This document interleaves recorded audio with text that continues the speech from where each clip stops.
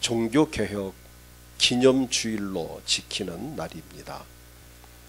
종교개혁은 이렇게 좀 생소한 용어이지만은 1517년 말틴 루터에 의해서 시작이 됐습니다. 이는 성경의 권위와 하나님의 은혜에 대한 믿음을 강조함으로써 부패한 교회를, 그 당시 부패한 교회를 새롭게 변화시키고자 했던 신학 운동으로, 루터는 그 당시 로마 캐톨릭 교회의 신부였습니다. 그가 부패와 그 당시 로마 캐톨릭 교회의 부패와 타락을 비판하는 내용을 95개조 반박하는 문구를 발표를 합니다. 종교개혁 운동의 그 결과로서 이제 어떤 일이 생겼는가 하면은 이 종교개혁으로 인해서 종교개혁 이전의 그 칼게돈파인 로마 캐톨릭 교회와 이 동방정교회가 이제 하나가 되고, 이제 종교개혁 이후에 이제 비칼케톤파인 오리엔트 정교회와 신교, 요즘 말하는 우리 개신교, 우리 기독교로 불리는 장로교, 또 개혁교회, 루터교, 침례교, 성공회 등 이런 교회들이 이제 나눠지게 됩니다. 그래서 로마 캐톨릭과 동방정교회는 그대로 남아 있고, 이제 아까 말한 대로 이제 오리엔트 정교회나 신교, 개신교로 불리는 장로교, 또 개혁교회, 루터교, 침례, 이런 교파들이 이제 하나로 이제 또 묶여지게 됩니다. 그래서 이 루터는 대단한 그 각오와 결단을 가지고 사실은 목숨을 걸고 이 개혁을 시도를 했고, 그 후에 이제 칼빈에 의해서 신학적으로 완성되어 제네바를 중심으로 전 유럽에 있는 모든 교회들이 이제 막 개혁이 되면서 이제 세계로 이제 뻗어나가 오늘날 좀 기독교가 이렇게 참 발전하게 되어졌습니다. 자, 요즘에 와서 하는 이야기들이 우리 기독교가 너무 참 부패해 있고 잘못되어 있어서 종교개혁이 다시 일어나야 한다라는 이런 이야기들을 많이 합니다. 그리고 오늘 이 종교개혁 500주년을 맞이하면서 우리가 종교개혁이라고 하는 큰 타이틀을 가지고 무엇을 막 시도하고 막 제도를 바꾸고 막 개혁이나 혁명을 일으키기보다는 오늘 저는 우리 자신들이 하나님께서 원하시는 본래의 모습으로 돌아가야 되겠다. 본래의 모습으로 우리 자신들 하나하나가 잔잔한 혁명을 일으켜서 내 삶의 신앙이, 의식이 바뀐다면 교회가 변하게 되고, 교회들이 변하게 되면 기독교 전체에 새로운 개혁의 바람이 일어날 수 있다고 저는 믿습니다. 그래서 오늘 우리가 이 종교개혁 500주년을 맞이하면서 뭐 으쌰으쌰 뭐를 막 바꾸고 때려 부수고 변화시키는 것보다는 우리 개개인의 신앙을 본래의 모습으로, 하나님이 원한 모습으로 돌아가자는 것입니다. 이 95개조 항목을 붙여놓고 시도를 했는데 이것을 크게 나누면 5가지가 됩니다. 그래서 오늘 이 종교개혁 5개 강령을 중심해서 오늘 제가 오직 의인은이란 제목을 가지고 오늘 오전 시간과 오후 시간에 나눠서 말씀을 드리길 원합니다. 첫째는 우리는 오직 성경으로 돌아가야 합니다. 진리를 분별하는 표준인 하나님의 말씀, 이 한 말씀으로 돌아가야 됩니다. 루터가 종교개혁을 할 수 있었던 것은 당시 캐톨릭 교회가 시행하고 있는 면죄부 판매가 성경적으로 비합리적인 것을 알았기 때문에 그 말씀을 근거해서 개혁을 시도했습니다. 이처럼 모든 상황에서 진리냐 비진리냐 하는 이 문제에 있어서 최종적인 권위는 성경에 있습니다. 이것이 옳은 것이냐 나쁜 것이냐 틀린 것이냐 맞는 것이냐 하는 그 최종적인 그 결론은 성경에서 우리는 답을 찾아야 합니다. 그러므로 오늘 우리는 우리 삶의 그 속에서 지금 내가 하나님 말씀대로 살고 있는가, 내 지식과 내 주관대로 살고 있는가, 자, 말씀의 잣대를 기준해서 분별해야 합니다. 오직 성경만이 유일한 그리스도 교리의 원천이고 표준입니다. 성경 밖에서 해석은 있을 수 없습니다. 칼빈은 말하기를 말씀이 성경이 가라는 곳까지 가고 성경이 서라는 곳에 서라고 말씀을 했습니다. 오직 성경 말씀만이 우리 삶을 가장 정확하게 인도를 합니다.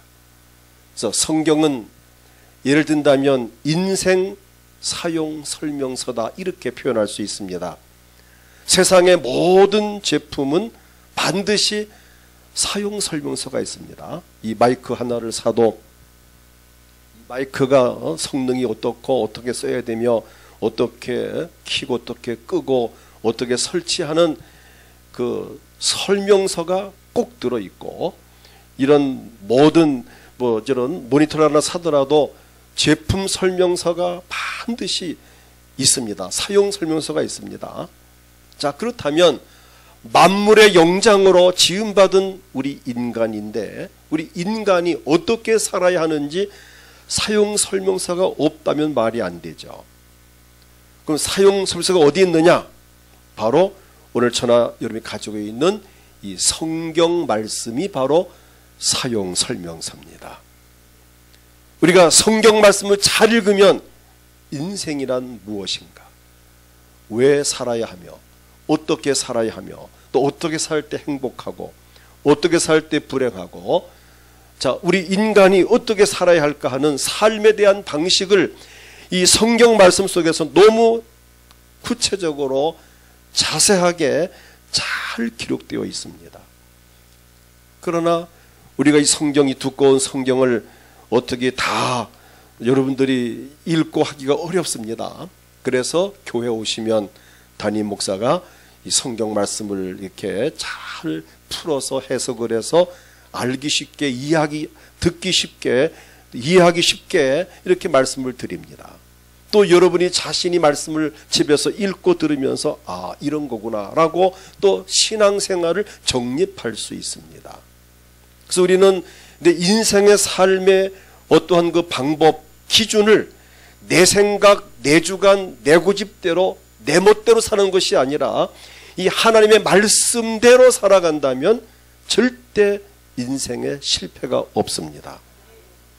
그 다음 이 성경은 인생의 내비게이션이라고 말할 수 있습니다. 시편 119편 105절을 보면 이렇게 말씀합니다.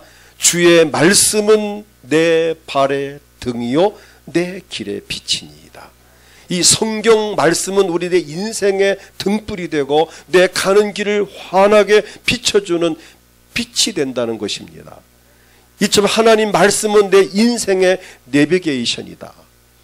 목적지를 정해놓으면 거리가 몇 킬로고 시간이 얼마 걸리고 어느 도로를 통해서 어디로 가고 하는 것을 구체적으로 내비게이션이 다 알려줍니다. 현재 속도를 알려주고 과속 여부도 알려주고, 과속하다가 또 사진을 찍힐까 봐서 카메라가 있다는 것도 알려주고, 이 내비게이션이 얼마나 편리합니까? 그리고 혹 또 어떤 경우는 이 길로 가다가 유턴하라는 표시 알려주기도 하고, 혹 내가 잘못 길을 들었으면은 내비게이션은 어떻게 하죠? 재탐색을 해가지고 길을 다시 또 알려줍니다. 내가 잘못된 길로 가더라도 내비게이션은 재탐색에 다시 알려주고, 또 내비게이션이 안내한 대로 안 가면 또다시 또 가라고 또 지시를 합니다. 근데 몇 번이고 내가 잘못된 길을 가더라 내비게이션은 절대로 짜증을 내거나 신경질 부리지 아니하고 친절하게 또다시 알려줍니다. 그래서 우리가 아무리 모르는 처음 가는 초행길이라도 내비게이션만 켜놓고 가면은 목적지에 반드시 도달할 수 있습니다. 자, 이처럼 이 하나님 말씀은 내 인생의 내비게이션이다. 우리 하나님의 성품이 꼭 내비게이션과도 같습니다. 우리가 잘못 가도 하나님은 짜증내지 아니하시고 오래 참으시고 또 내비게이션 내가 잘못 가면 길을 재탐색해서 다시 가르쳐 주듯이 하나님은 나를 다시 가르쳐 주시고 용납하시는 우리 하나님이십니다. 그러므로 하나님의 말씀이 바로 내 인생의 내비게이션이다. 내 인생을 인도하시는 이 진정한 안내자는 오직 우리가 가지고 있는 이 성경 말씀입니다. 그래서 우리는 성경으로 돌아가자는 것입니다. 내 인생의 삶의 방법을 모든 대인관계, 직장생활, 사업, 또 가족관계 모든 것을 성경을 중심한다면 절대 실수함이나 실패함이 없습니다. 성경대로 살아야 합니다. 하나님께 예배하고 헌신하고 충성하는 일이나 나의 모든 삶이 성경적이어야 합니다. 만약에 나의 삶이 너무나도 인간적이고 세속적이라면 우린 과감하게 자신을 개혁해야 합니다. 성경으로 돌아가기를 축복합니다. 내 고집을 버리고 자존심을 버리고 체면도 버리고 성경으로 돌아가야 됩니다. 이것이 바로 개혁입니다. 성경 말씀 속에는 우리가 어떻게 살아야 할지를 알려주고 있고 또 성경 말씀 속에는 믿음으로 사는 자가 어떤 복을 받을지를 또 인생의 본분이 무엇인지를 구원받는 비결이 무엇인지를 또 천국 가는 길이 어떻게 해야 가는지를 모든 인생의 문제를 다 답을 주고 있습니다. 내가 걱정, 근심, 염려, 슬픔, 두려운 모든 문제를 물어볼 수 있고 답을 들을 수 있는 곳이 바로 이 성경 말씀입니다. 그래서 우리는 성경으로 돌아간다면 저나 여러분의 삶은 반드시 보장되고 행복한 삶을 살 수 있습니다. 내 인생을 내 멋대로 내 생각대로 내 고집대로 살아왔다면 또 주체성도 없이 누가 이렇게 하라면 이렇게 하고 저렇게 하라면 저렇게 하고 줏대 없이 그저 이리저리 치우치고 살아왔다면 얼마나 힘들었을까요, 인생이. 또 내가 어떻게 살긴 살아야 되는데 누가 인생을 살아가는 방법을 알려주지도 않고 배우지도 않았고 이거 어떻게 해야 됩니까? 그런데 중요한 것은 오늘 제가 말씀드리는 이 성경 말씀 속에는 그 모든 것들이 다 답이 있습니다. 백문백답입니다. 모든 답이 다 여기에 있습니다. 그래서 우리는 성경으로 돌아가면 저는 여러분의 삶은 반드시 행복해집니다. 그다음 두 번째는 오직 그리스도입니다. 루터가 지금 이 부분을 주장합니다. 오직 그리스도다. 우리의 구세주는 오직 예수 그리스도입니다. 내 인생의 모든 문제에 해답을 주실 분도 오직 예수 그리스도입니다. 우리 인간은 어떤 누구를 통해서 또 자신 스스로 구원할 수 없습니다.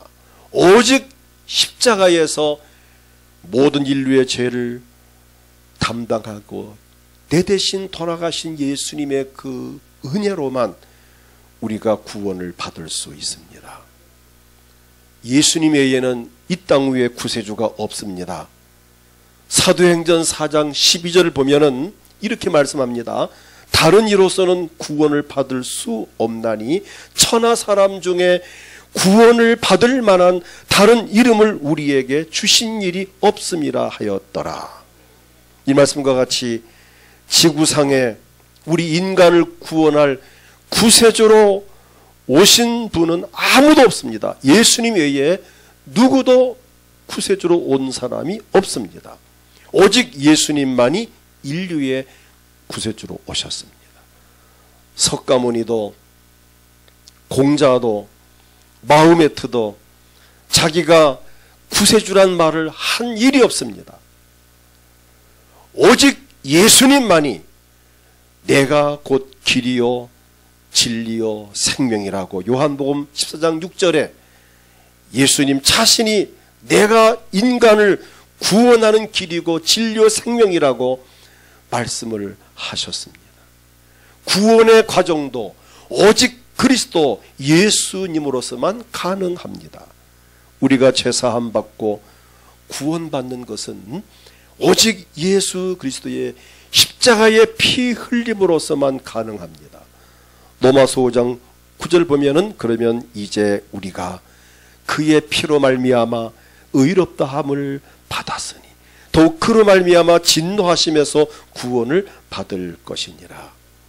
죄사함 받는 것, 구원받는 것 오직 예수님만이 우리에게 줄 수 있습니다.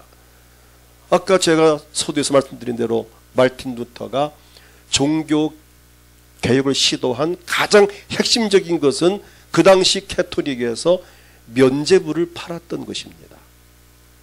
자, 루터가 500년 전에 종교 개혁할 그 당시 카톨릭 교회에서는 로마 바티칸 성당 건축을 위한 헌금을 모금을 이제 합니다. 근데 어떻게 그 베드로 성당을 짓기 위해서 헌금을 모금했는가 하면은 면죄부를 판매했습니다. 면죄부를 사면 죄를 사함 받아서 연옥에 가 있는 사람이 구원을 받아서 천국에 들어간다는 것입니다. 자, 부모가, 형제가, 자식이 안 믿고 죽었는데 지금 연옥에 가 있다. 그런데 살아있는 남편이나 아내나 자식이나 부모가 그 사람을 위해서 이 속죄를 받기 위해서 면죄부를 돈을 주고 사면 그 돈을 사서 돈을 헌금하면 넣을 때 땡그라 하는 그 소리에 연옥에 있던 죽었던 가족이 천국으로 간다. 그래서 면죄부를 팔아서 그 돈을 가지고 성당을 짓는 이 일을 했습니다. 자, 루터가 아무리 봐도 이거는 성경이 아니거든요. 이건 잘못됐다. 우리가 예수 죄사함 받는 것은 예수를 믿고 십자가에 피 흘린 예수님 앞에 죄를 회개함으로 용서받는 것이고, 우리가 구원받는 것은 예수를 믿어야 죄사함 받고 구원받아 하늘나라 가는 것이지, 면죄부 표를 사서 산다고 해서 그것 때문에 천국 간다는 것, 이거는 아니다. 이것을 그가 문제를 삼아서 거기에 관련된 95개 조항의 항의문을 만들어서 비텐베르크 대학 정문에 딱 붙여놓고, 바로 그날이 1517년 10월 31일이었습니다. 원래 내일 모레가 정확한 기념일이지만 오늘은 주일 우리가 앞당겨서 오늘 예배를 드리고 있는데, 그래서 그것을 본 모든 학생들, 주민들이 들고 일어나, 맞다, 루터의 말이 맞다. 어떻게 면죄부를 산다고 해서 죽었던 사람이 천당 가냐, 이거는 아니다. 이렇게 시작된 것이 바로 오늘 종교개혁의 시작이었습니다. 루터가 말한 것은 오늘 본문 로마서 1장 17절입니다. 이 말씀을 근거해서 그가 개혁을 시도했습니다. 복음에는 하나님의 의가 나타나서 믿음으로 믿음에 이르게 되나니, 기록된 바 오직 의인은 무엇으로 산다고요? 믿음으로 말미암아 살리라. 예수를 믿음으로 죄사함 받고, 예수를 믿음으로 구원받고, 예수를 믿음으로 해결되는 것이지, 어떻게 면죄부를 산다고 그것 때문에 되는, 이건 아니다라고 하는 이런 문제를 그가 제기하면서 종교개혁을 시도해서 참 성공적으로 오늘날 기독교가 이렇게 참 발전하게 되어졌습니다. 그렇다면 오늘 우리는 어떠한 입장을 취해야 될까요? 오직 인류의 구세주는 예수 그리스도 한 분뿐입니다. 예수님만이 우리 죄를 사할 수 있고 우리를 구원할 수 있습니다. 예수를 믿음으로 의롭게 되고 예수를 믿음으로 구원받는 것이지, 속죄를 위한 면죄부를 돈을 주고 살 때에 구원이 임한다는 것은 성경적인 근거가 전혀 없습니다. 오직 그리스도 예수를 믿음으로서만 우리는 구원을 받을 수 있다는 것입니다. 근데 캐토릭은 그 후에도 얼마 동안 면죄부를 계속 팔다, 물론 지금은 중단했지만 성전 끝났기 때문에, 그러나 그 후에도 그들은 여러 가지 문제를 여전히 고치지 않고 있다고 하는 사실입니다. 자, 세 번째, 오직 은혜로라고 하는 사실입니다. 마르틴 루터가 종교개혁을 일으킨 95개 항목 중에 핵심은 5가지입니다.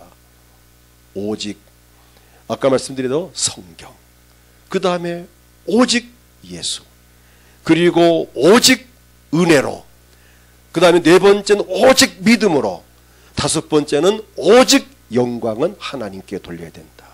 이 5가지가 종교개혁의 핵심이었습니다. 오늘 오전에 제가 오직 은혜까지 말씀을 드리겠습니다. 오직 은혜로, 이 은혜는 값없이 주시는 것입니다. 구원에 필요한 예수 그리스도의 이 공적 효력을 덧입는 것은 전적인 하나님의 선물이며, 하나님이 인간 쪽에서 아무런 조건을 찾지 않는다는 뜻입니다. 우리 은혜를 주고 복 주는데 어떤 조건을 걸지 않습니다. 우리가 믿음으로 구원을 받지만 그 믿음 역시도 하나님의 은혜로 주시는 것이다.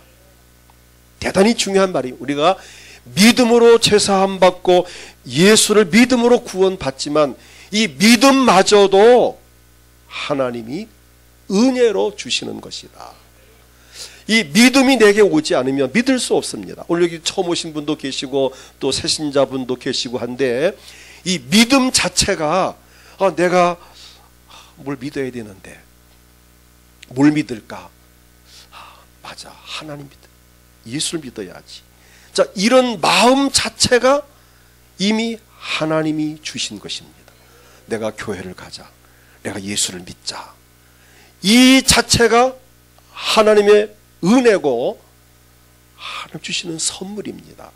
근데 아직도 교회를 안 나오는 분들, 믿지 않는 분들은 이 믿음의 은혜가 임하지 않았기 때문에 아무리 교회를 가자 해도, 설명을 해도 이해도 못하지만, 못 알아듣고 이해는 해도 난 때가 아니야 하고 교회를 안 따라옵니다. 아직 그분에게는 뭐가 임하지 않은 겁니까? 믿음의 은혜가 임하지 않은 겁니다. 근데 이미 오늘 이 자리에 오신 여러분들은 우리가 믿음으로 구원받는데, 그 구원받는 믿음을 주신 분이 하나님이시라는, 그러니까 믿음 자체가 하나님의 은혜로 내게 주어진 것입니다. 내가 뭐를 잘하고 뭐 자격이 있고 여건이 돼서 믿음 주신 것이 아니라, 그래서 가장 행복한 일은 하나님이 믿어지는 겁니다. 예수님이 믿어지는 겁니다. 어떤 사람 그런 간증을 들어보았습니다. 야, 아무개야, 넌 진짜 하나님 믿어지냐? 믿어지지. 넌 진짜 예수가 믿어지냐? 믿어지지. 하나님 한 분 살아계신 분이시고 예수님은 우리 인간의 죄를 위해서 십자가에 죽었다가 다 살아나셔, 그를 믿으면 구원받고, 이게 너무 논리적으로 정립이 되고 그게 딱 믿어지는데, 근데 그 사람은 아무리 믿으려 해도 그게 믿어지질 않는다는 거예요. 야, 친구야, 너는 행복하다.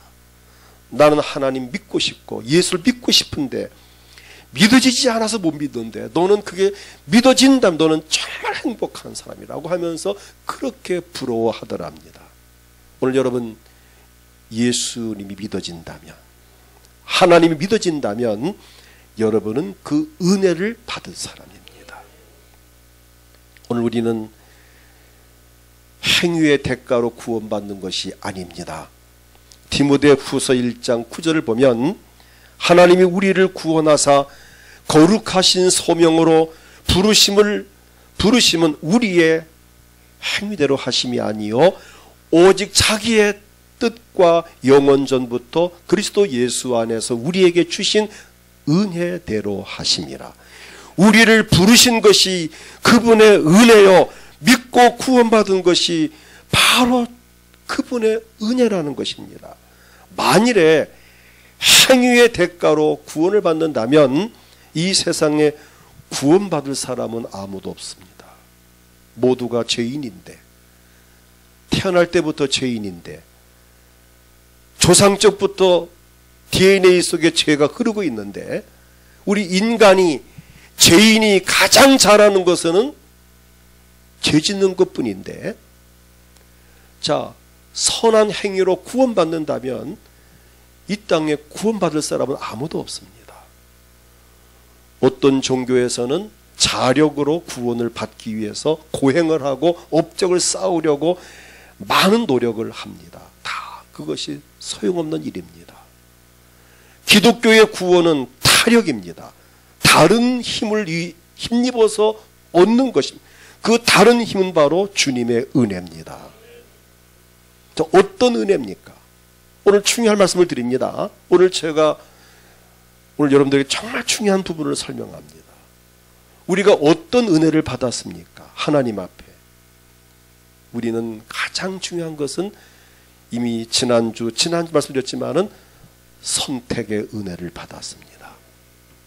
지금 현재 지구상에는 약 70억 이상의 인구가 살고 있습니다.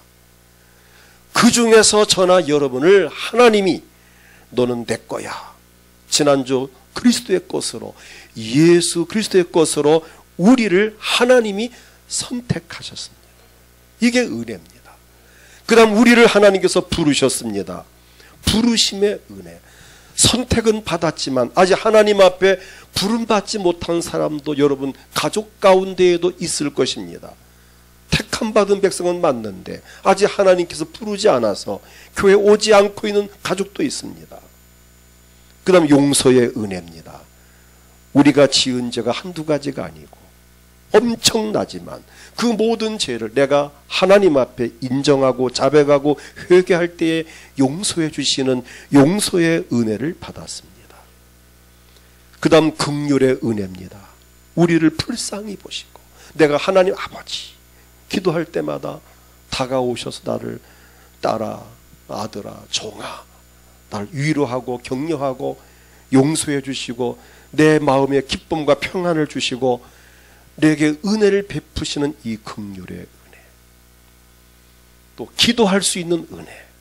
어렵고 힘들 때 내가 주의 성전에 와서 하나님 아버지 주여 하면서 내 소원을 하나님 앞에 기도할 수 있다는 것이 이게 큰 은혜입니다. 또 기도할 때마다 하나님은 응답을 하시니 이게 은혜고, 우리가 아까도 찬송을 불렀지만 이 찬송할 수 있다는 것도 은혜고, 우리가 주의 성전에 와서 이렇게 청소를 하고 찬양대원으로 또는 주방에서 봉사하고 뭐 차량으로 봉사하고 또 교사로 또 이렇게 우리가 뭐 지역사를 위해서 여러 가지 헌신 봉사할 수 있다는 이 모든 것들이 바로 하나님의 은혜입니다. 돌보심의 은혜가 있습니다. 나를 밤낮 하나님께서 졸지도 아니하시고 주무시기도 아니하시고 나를 지켜주시고 도와주시는 이 돌보심의 은혜, 또 우리를 밤낮 지켜줄 뿐 아니라 어디를 가든지 나와 함께 하시는 인도와 보호하심의 은혜. 우리가 어딜 가든지 하나님 여러분들에게 천사를 붙여주셔서 가는 길을 지켜주시고 위험하지 않게 막아주시고 도와주시는 이 보호와 인도의 은혜. 내가 세상에서 믿음 생활할 때 여러 가지 핍박도 받고 환난도 당하고 어려움도 당하지만 그러나 참고 견뎌 이길 수 있는 이 견인의 은혜를 주셨습니다. 우리가 날마다 예수 안에서 성품이 변하고 행동이 변하고 말이 변하고 내 삶이 변해지는 성화의 은혜를 우리가 받고 있습니다. 최종적인 은혜는 영화의 은혜, 부활의 은혜입니다. 내가 비록 죽어도 내 영이 천국에 들어가고 내 육체가 우리 주 오시는 날 부활하여 천국 가는 이 부활의 은혜가 우리가 받는 최종적인 은혜입니다. 이 모든 은혜를 우리에게 하나님은 값없이 주셨습니다. 방금 설명된 이런 은혜를 얼마 돈을 받고 준 것이 아니라 값없이 주셨습니다. 우리가 주 앞에 헌금을 드리는 것은 이런 받은 바 은혜가 고맙고 감사의 내가 드리는 것이지 우리에게 뭐를 받고 주시는 게 아닙니다. 값없이 주시는 것이 은혜입니다. 그래서 디모데전서 1장 14절을 보면은 우리 주의 은혜가 그리스도 예수 안에 있는 믿음과 사랑과 함께 넘치도록 풍성하였도다. 우리는 정말 넘치도록 은혜를 받았습니다. 그래서 우리는 바울의 고백이 있습니다. 고린도전서 15장 10절을 보면 이렇게 고백합니다. 그러나 내가 나된 것은 하나님의 은혜로 된 것이니 내게 주신 그의 은혜가 헛되지 아니하여 내가 모든 사도보다 더 많이 수고하였으나 내가 한 것이 아니요 오직 나와 함께 하신 하나님의 은혜로라. 그렇습니다. 오늘 내가 나된 것은, 내가 이 자리에 있는 것은, 내가 예수 믿고 구원받은 것은, 내가 하나님을 아버지라 부를 수 있는 것은 전적으로 주님의 은혜입니다. 오직 주의 은혜입니다. 이것을 가리켜서 불가항력의 은혜라고 표현합니다. 불가항력, 내가 거절할래야 거절할 수 없는 이 엄청난 은혜를 우리가 받았습니다. 내가 나된 것은 주의 은혜로 된 것을 인정하고 믿는다면 우린 절대로 교만하거나 건방지거나 거만하거나 자랑할 수 없습니다. 왜 그렇죠? 내가 나된 것은 주의 은혜다. 내가 현재 은혜 받은 것, 내가 지금 잘된 것 주의 은혜다. 내가 건강하고 복받고 행복하고 주의 은혜다. 내가 직분 받고 중직을 받고 다 주의 은혜다. 주님의 은혜인 것을 인정한다면 절대 자신이 교만해지거나 건방지거나 할 수가 없습니다. 왜? 내가 한 것은 아무것도 없는데 전체가 주의 은혜인데 내가 지금 죽지 않고 살아있는 것 자체가 주의 은혜고 내가 코로 숨 쉬는 것 자체가 주의 은혜고 내가 선택받고 부름받고 구원받고 용서받고 이 모든 게 다 주의 은혜인 걸 믿는다면 우린 그냥 하나님 앞에 감사할 뿐입니다. 오늘날 한국교회의 문제점이 무엇입니까? 이처럼 하나님께로부터 불가항력의 은혜를 받았음에도 불구하고 그 은혜를 깨닫지 못하고 인정하지 아니하고 또 은혜를 깨닫고도 감사하지 않는 데에서 문제가 생겨나고 자기가 잘나고 똑똑해서 된 줄로 아는 여기에서 자기 의의를 자기 공을 세우려고 여기에서 한국교회에 문제가 생기고 있습니다. 오직 주의 은혜입니다. 은혜로 돌아가야 됩니다. 나의 공로가 아닌 나의 의로움이 아닌 전적인 하나님의 은혜임을 인정해야 됩니다. 이런 은혜가 회복될 때에 오직 은혜로 돌아갈 때에 우리는 더욱 하나님의 사랑을 힘입을 수 있습니다. 오늘 칼빈이 그리고 루터가 주장했던 이 종교개혁의 5대 강령 5가지 중에서 제가 3가지를 말씀드렸습니다. 오직 성경으로, 아멘, 오직 예수님으로, 세 번째는 뭐지요? 오직 은혜로. 자, 네 번째는 오해합니다. 오직 믿음으로. 5번째는 오직 영광은 하나님께. 이 부분은 오후 시간에 결론적으로 말씀을 드리겠습니다. 우리 이 시간 하나님 앞에 정말 기도하길 원하며 하나님 종교개혁 500주년을 맞는 금년 2해 오늘 기념 주일예배를 드리면서 우리가 오직 성경으로 돌아가기 원합니다. 내 고집과 자만과 인간의 생각을 다 버리고 오직 성경으로, 또 세상에 많은 종교가 있지만 오직 예수로, 오직 은혜로 내가 돌아감으로 내 자신부터 잔잔한 혁명과 변화를 통해서 우리 가정이 변하고 우리 교회가 변하고 한국교회가 변하고 전 세계가 변한 역사가 나타날 수 있기를 원합니다. 하나님, 이렇게 엄청난 은혜를 나에게 주심을 감사합니다. 이 은혜 가운데 우리가 합류한 것을 감사합니다. 내 남은 여생 어찌하더니 오직 예수, 오직 믿음, 오직 성경으로 우리가 은혜 살아갈 수 있는 우리 모두가 되어지게 하옵소서. 이 시간 주님을 크게 부르고 각자 원하는 소원들을 통성으로 기도합니다. 주여.